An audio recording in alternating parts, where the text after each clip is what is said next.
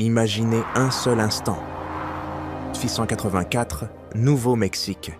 Une jeune femme de 19 ans, Luciana Ortega, se tient devant l'autel, voile blanc, cœur battant, prête à être livrée comme un contrat de bétail à un homme qui lui fait horreur. Personne ne lui a demandé si elle voulait. Personne. Jusqu'à ce qu'un coup de feu déchire le silence de l'église et qu'un guerrier apache surgisse dans un tourbillon de poussière rouge, un fusil encore fumant à la main et une promesse ancienne au fond des yeux. Ce jour-là, une vie entière bascule. Une dette de sang va être remboursée. Une voix qu'on croyait éteinte va enfin hurler. Et vous ne devinerez jamais comment cette histoire se termine. Promis. Abonnez-vous tout de suite, activez la cloche et dites-moi de nous dans les commentaires. De quel pays ou quelle ville vous écoutez cette histoire ce soir?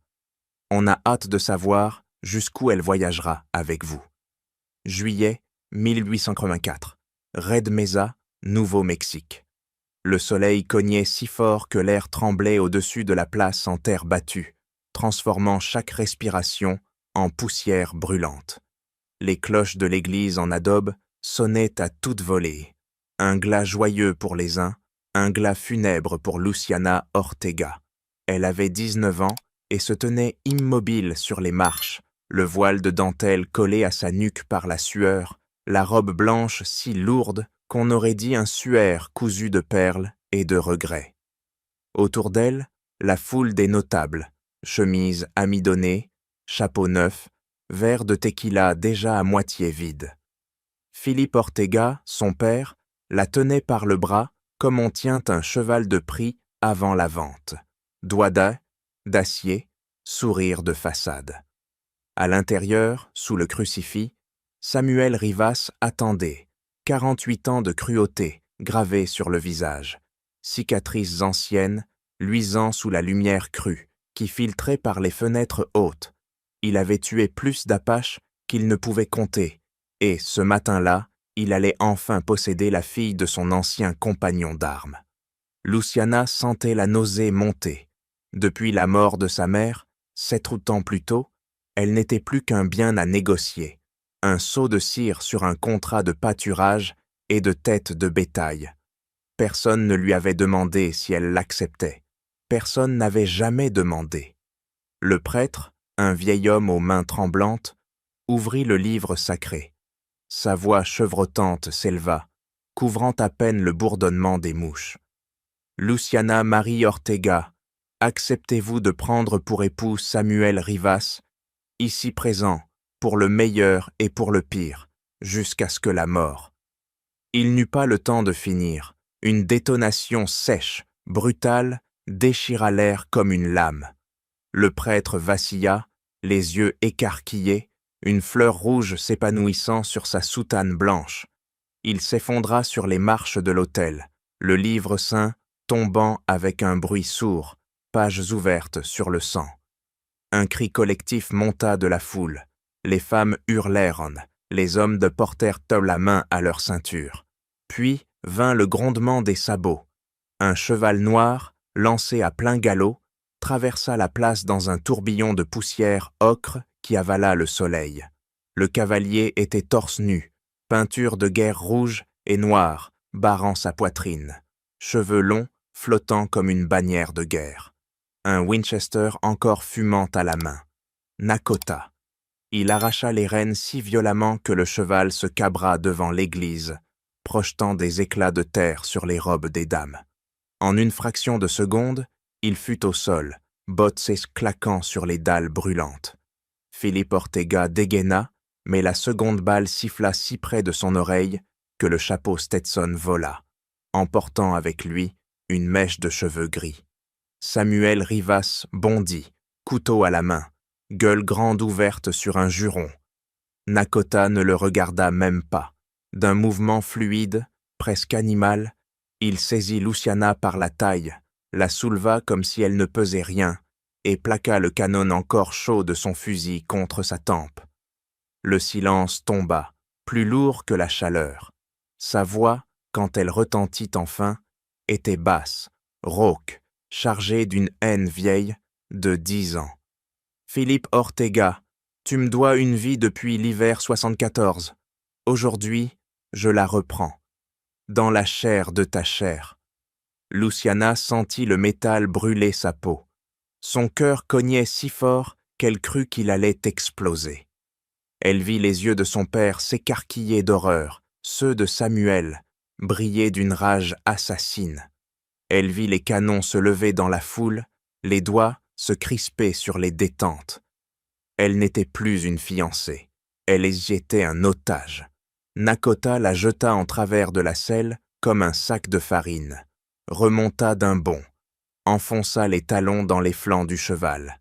L'animal rua, hennit, puis fila droit dans la poussière rouge, emportant Luciana loin de l'église, loin de l'autel, loin de la vie qu'on avait choisie pour elle, sans jamais lui demander son avis. Derrière eux, les balles sifflèrent, soulevant des gerbes de terre. Devant eux, le désert s'ouvrait, immense, rouge, impitoyable. Et dans la tête de Luciana, une seule pensée tournait en boucle, terrifiante, absolue. Ce n'est pas un sauvetage, c'est une vengeance. Le cheval filait comme si le diable lui soufflait dans les naseaux, chaque foulée arrachant un nuage de poussière rouge qui collait à la peau et aux lèvres. Luciana, jetée en travers de la selle, sentait le pommeau lui entrer dans le ventre à chaque chaos, le sang du prêtre encore sur ses mains, le canon brûlant qui avait effleuré sa tempe, comme une promesse de mort. Elle ne criait pas, la peur lui avait coupé la voix, et la haine qu'elle avait lue dans les yeux de Nakota lui nouait la gorge plus sûrement qu'une corde. La nuit tomba d'un coup, brutale, sans crépuscule. Les étoiles surgirent, froides et tranchantes, et le vent se leva, charriant l'odeur de la sauge et du sang séché. Nakota ralentit enfin dans un canyon étroit, où les parois de grès rouge montaient, si haut qu'elle semblait d'emblée vouloir gratter la lune. Il descendit, tira Luciana au sol comme on jette un ballot de laine, et sans un regard, elle se retrouva les poignets liés par une lanière de cuir cru, le dos contre une pierre encore tiède de la chaleur du jour. Le feu qu'il alluma était minuscule, juste assez pour faire danser des ombres sur son visage peint. Il s'assit en face, sortit une pierre à aiguiser et commença à passer lentement la lame de son couteau sur la pierre, le crissement régulier plus menaçant que n'importe quel cri. Luciana déglutit, la bouche pleine de poussière. « Tu vas me tuer ici ?» demanda-t-elle enfin, la voix rauque, presque étrangère. Nakota ne leva pas les yeux. Le couteau chantait. « Peut-être, peut-être pas. Ton père a laissé mourir beaucoup de monde en 74, un gosse de 13 ans entre autres. » Elle sentit son estomac se retourner. Elle connaissait l'histoire, une rafle d'hiver, des tipis brûlés, des femmes et des enfants abattus, alors qu'ils fuyaient, dans la neige.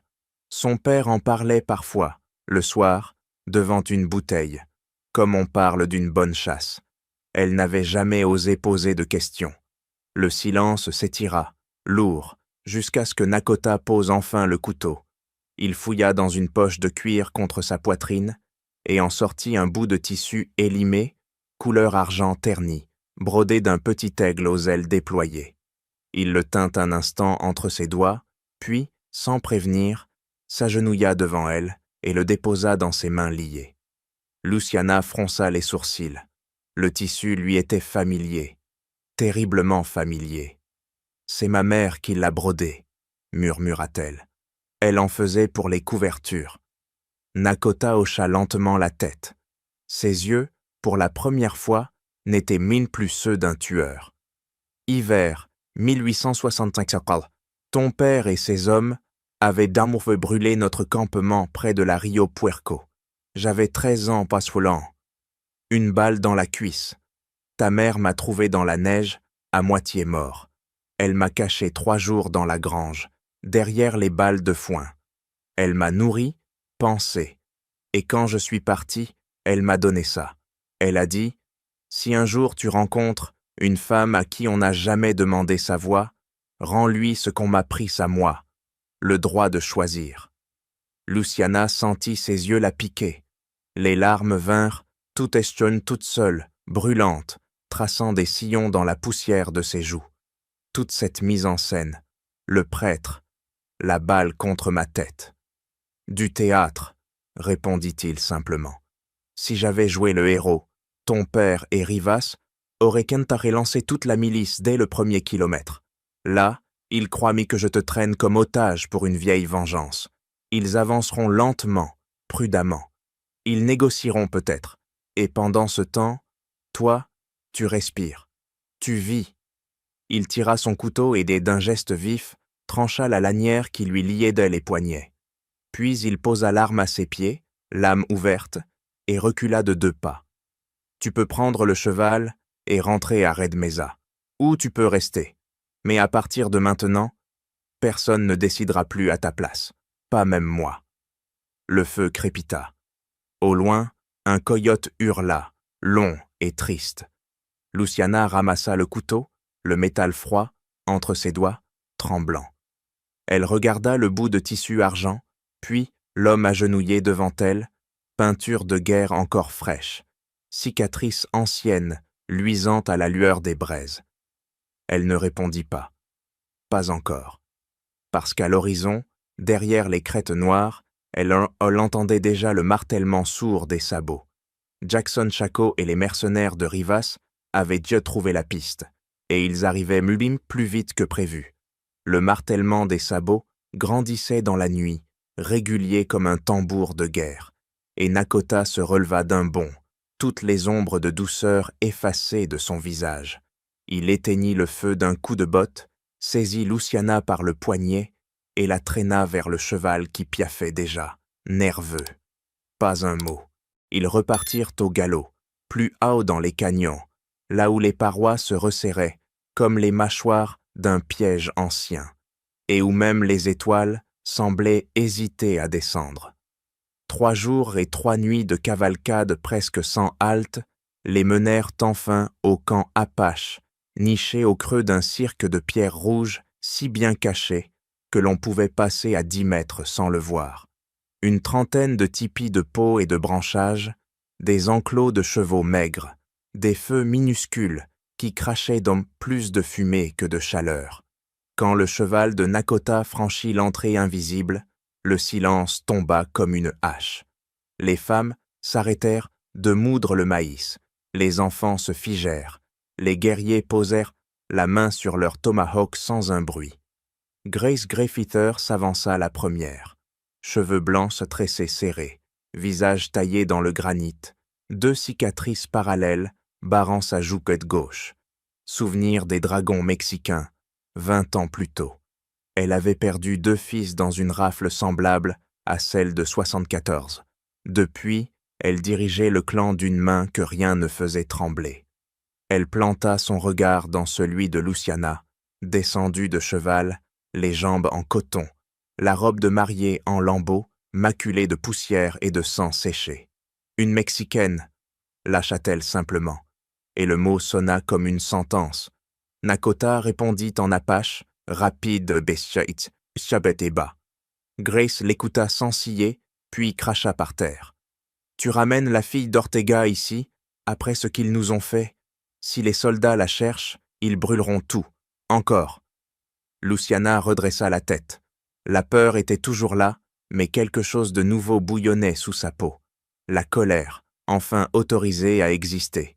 « Je ne suis pas venue supplier, » dit-elle en espagnol d'abord, puis, surprise par sa propre audace, elle répéta en anglais approximatif qu'elle avait appris des missionnaires. « Je suis venue apprendre à vivre. Si je vous mets en danger, tuez-moi vous-même, mais ne me renvoyez pas là où on décide de ma vie à ma place. » Un murmure parcourut le cercle. Grace la dévisagea longuement, comme on pèse une lame avant de frapper. « 3 lunes, trancha-t-elle enfin. Tu restes des 3 lunes. Tu manges ce que tu gagnes. Tu dors où tu travailles. Tu touches une arme quand tu sauras allumer un feu, sans enfumer le camp entier. Si au bout de 3 lunes, tu n'es toujours qu'un poids, mort, tu repars. Seul. Le marché était rude, mais honnête. Luciana accepta d'un signe de tête. Les jours suivants furent un enfer lent et brûlant. On lui donna une peau de bison usée et un coin près du feu des veuves. Ses tis et mains, habitués aux aiguilles à la de nacre, saignèrent sur les pierres à moudre, sur les ronces quand elle ramassait du bois, sur les épines de yucca quand elle essayait de tresser des cordes. Les femmes la regardaient sans pitié. Elles avaient même vu trop de promises blanches arriver en pleurant et repartir en trahissant.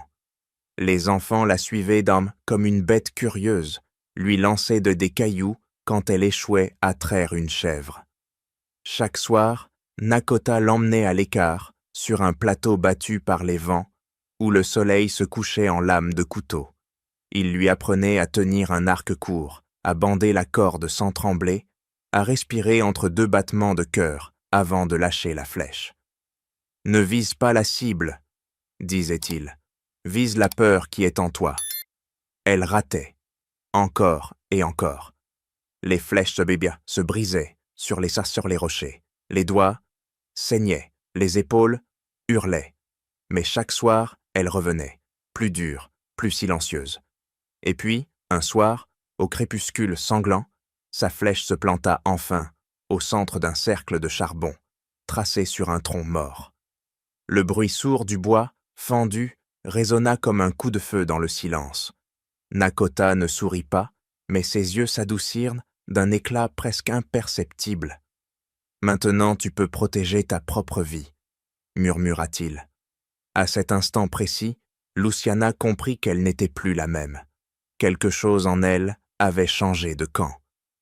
Et si cette histoire vous brûle déjà les veines comme le soleil sur la pierre rouge, abonnez-vous tout de suite. Il reste 2 chapitres où le sang coulera plus fort que le Rio Grande, et où vous allez voir une femme naître une seconde fois, là où personne ne l'attendait. Les jours devinrent semaines. Les ampoules se transformèrent en cales. Elle apprit à lire le vent, à reconnaître les traces de puma, à préparer le pemmican qui ne pourrit pas. Les femmes commencèrent à lui parler. D'abord une phrase, puis 2. Une vieille lui montra comment tresser ses cheveux pour qu'ils ne gênent pas au combat. Une autre lui glissa un couteau de silex dans la main, pour couper du bois ou des gorges. Et dans le camp, pour la première fois de sa vie, personne ne lui demandait d'être jolie ou docile. On lui demandait seulement d'être utile. Et ça, curieusement, ça la rendait vivante. La poussière rouge vira au cramoisi bien avant que le soleil ne pointe au-dessus des crêtes. Signe que les cavaliers arrivaient, et qu'ils arrivaient en force. Les guetteurs perchés sur les falaises lancèrent l'alerte d'un cri rauque qui se répercuta comme un couteau dans le silence du camp, encore endormi. En quelques secondes, les feux furent éteints, les enfants poussés vers les grottes hautes, les femmes saisirent arcs et lances sans un mot superflu. Grace Greyfeather, déjà debout, enfila sa tunique de guerre, ornée de plumes de corbeau, et distribua les ordres d'une voix qui ne tremblait jamais. Luciana attrapa l'arc court qu'on lui avait confié la veille, un cadeau muet de la vieille femme, après qu'elle eut enfin réussi à abattre un lièvre d'une seule flèche. Ses doigts trouvèrent Paul la corde, comme s'ils l'avaient toujours connue. Elle rejoignit Nakota sur la crête dominant l'entrée du canyon, là où les rochers formaient une muraille naturelle percée de meurtrières vivantes. Samuel Rivas arrivait en tête, chapeau noir, rabattu sur les yeux, 20 mercenaires derrière lui, chemise tachée de sueur et de haine, et Jackson Chaco fermant la marche, le visage fermé comme une porte de prison. Ils s'arrêtèrent à 100 pas, assez près pour qu'on entende le cliquetis des culasses, assez loin pour que les premières balles ricochent sur la pierre. Samuel leva la main. Sa voix porta, grasse et assurée. « La fille, envoyez-moi la fille Ortega et on repart. Sinon on brûle tout, comme en 74. » Un silence de plomb répondit. Puis Grace Greyfeather apparut sur un promontoire, arc bandé, flèche déjà encochée. Ici, personne n'appartient à personne, lança-t-elle. Viens la chercher toi-même, boucher. La première balle partit. Ce fut le signal. Le canon explosa en un chaos de poudre et de cris. Les mercenaires avancèrent en ligne, tirant à l'aveugle dans les ombres, mais les Apaches avaient disparu dans les anfractuosités, comme s'ils n'avaient jamais existé. Les balles s'esmiolaient, arrachaient sur des éclats de grès qui pleuvaient comme grêle.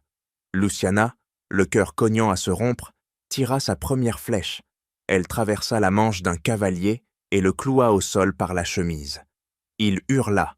Elle encocha la seconde sans réfléchir. Nakota bondit d'un rocher à l'autre, tomahawk à la main, et faucha 2 hommes avant qu'ils n'aient le temps de recharger. Mais Samuel avait vu le mouvement. Il éperonna son cheval, chargea droit sur la crête où Nakota se redressait, l'âme dégainée. L'acier rencontra l'acier dans une gerbe d'étincelles. Nakota para le premier coup, riposta, mais Samuel était plus lourd, plus brutal. Sa lame longue s'enfonça dans l'épaule de Nakota jusqu'à l'os. Le guerrier Apache plia, le sang jaillissant noir sur la pierre rouge. Luciana vit la scène comme au ralenti. Quelque chose en elle se brisa net, puis se reforma, plus dur, plus froid.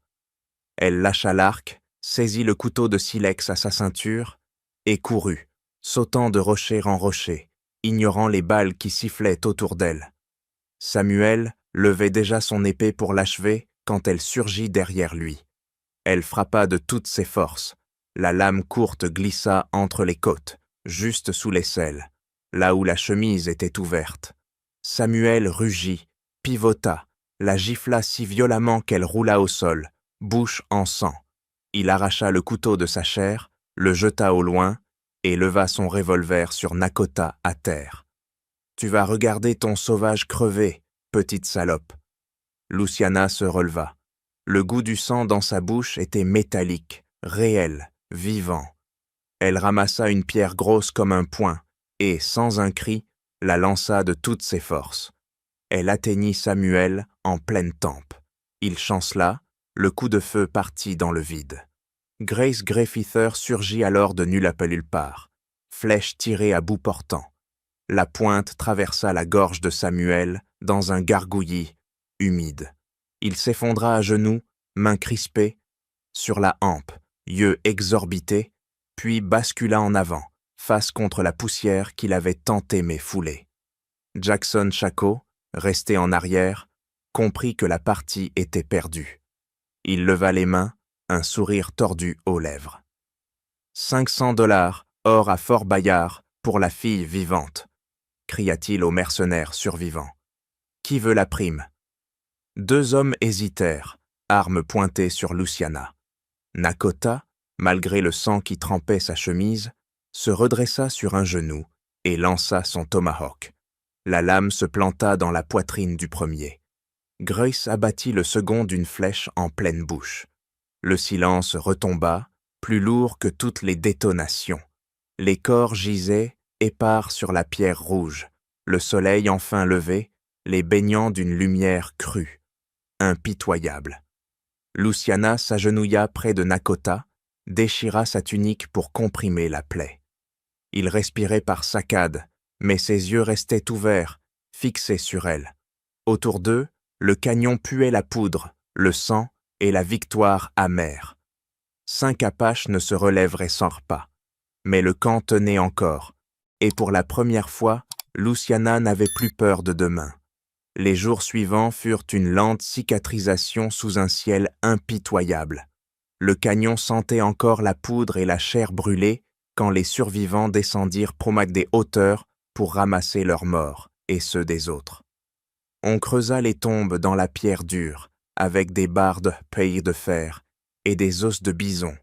On y déposa les corps, enveloppés de couvertures rouges, visages tournés vers le soleil levant, flèches de brisées posées sur la poitrine pour que les esprits te trouvent dans le chemin du pays des ancêtres. Luciana creusa, elle aussi, les mains en sang, côte à côte avec des femmes qui, la veille encore, la regardaient comme une intruse. Personne ne parla beaucoup. Les larmes coulaient seules. silencieuse, plus lourde que n'importe quel cri. Nakota survécut à la fièvre grâce aux décoctions amères que Grace lui fit boire 3 fois par jour, et grâce à la main de Luciana qui ne quitta jamais son front pendant les nuits où la mort rôdait autour du tipi comme un coyote affamé. Au 5e matin, il ouvrit enfin les yeux sans délire. Le soleil entrait par la fumée du foyer, dessinant des lames dorées sur le sol de terre battu. Il la regarda longuement, comme s'il la découvrait pour la première fois. « Tu peux partir maintenant », dit-il d'une voix rauque, presque un murmure. « Les mercenaires sont morts ou en fuite. Ton père sait que Rivas est au fond d'un trou. La piste est froide. Je te donne un cheval, de l'eau, de la viande séchée. Tu seras à Red Mesa avant la prochaine pleine lune. Personne ne te forcera plus jamais. » Luciana ne répondit pas tout de suite. Elle se leva, sortit du tipi et resta debout au milieu du camp. Le vent chaud charriait l'odeur de la sauge et de la fumée de genévrier. Les enfants, ceux qui restaient, jouaient d'ombre déjà entre les rochers, leur rire fragile comme du verre neuf. Une vieille femme tressait des cordes en yucca en chantonnant une complainte ancienne. Grace, assise sur une pierre plate, aiguisait une lance neuve, le regard perdu vers l'horizon où la poussière des cavaliers morts s'était enfin posée. Elle revint dans le tipi, s'agenouilla près de Nakota. « J'ai passé 19 ans à attendre qu'on me dise où aller, quoi penser, qui épouser, comment respirer sans faire de bruit.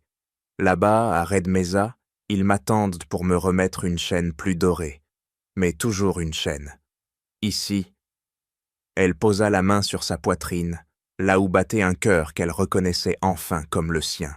« Ici, pour la première fois, on m'a demandé ce que je voulais, et j'ai répondu avec des flèches, avec du sang, avec mes mains dans la terre. » Elle se tut un instant, chercha les mots justes, ceux qui ne tremblent pas.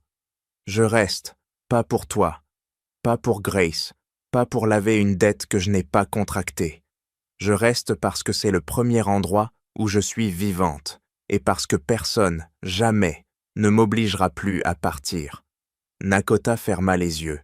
Un souffle long, presque un soupir de soulagement, s'échappa de ses lèvres. Dehors, Grace avait entendu. Elle hocha la tête sans rien dire et, pour la première fois, appela Luciana par le nom que les enfants lui avaient déjà donné dans leur jeu, Naira, celle qui a choisi. Les saisons passèrent, rudes et nettes comme des lames de couteau. Le canyon se referma sur ses secrets.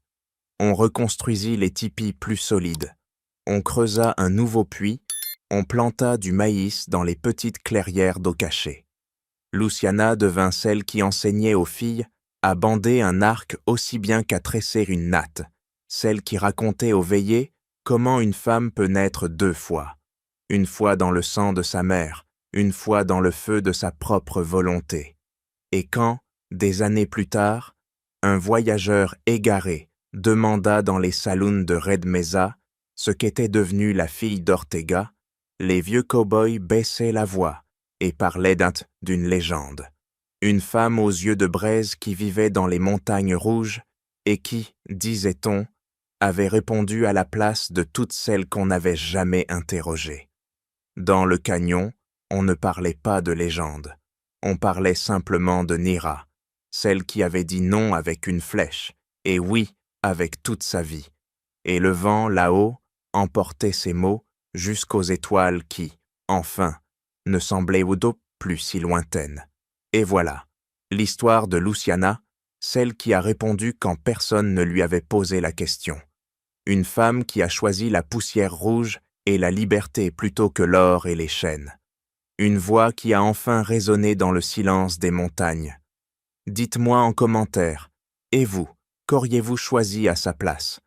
La sécurité d'une cage dorée ou la brûlure d'une vie vraiment à soi? Merci d'avoir chevauché jusqu'au bout avec nous, d'avoir senti la poudre et le vent du désert dans vos veines. On se retrouve très vite pour une autre histoire, où le sang, le feu et les choix impossibles se croisent encore. À bientôt, quelque part, entre deux battements de cœur.